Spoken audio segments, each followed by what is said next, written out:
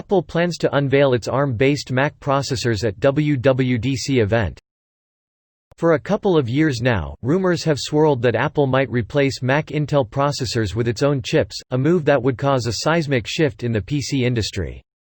Apple may finally confirm that news as early as this month at its WWDC Developer Conference, according to Bloomberg. It will reportedly reveal details about the processor switch, codenamed Kalamata, during the June 22 event to give developers time to prepare. As we've learned from previous leaks, the new chips would be built around the ARM-based A14 processor used in iPhone and iPad devices.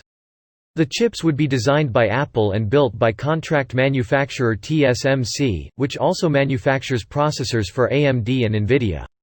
That would give Apple control over components used in its Mac laptops and desktop computers, while dealing a huge blow to Intel, the current Mac CPU supplier. Mac computers would continue to run a version of Mac OS, revamped to accommodate the new chips.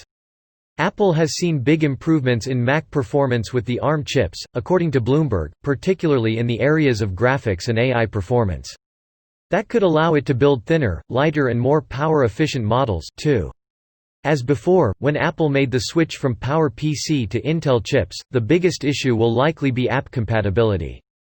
Productivity and content creation apps like Photoshop would have to be optimized to get the most out of the new chips. Apple reportedly decided to switch away from Intel's x86 chips as manufacturing problems slowed development of the chip giant's technology. Over the last few years, Intel has been stuck using the same 14nm tech, while AMD, Apple and Qualcomm will be using far more advanced 5nm technology by 2021.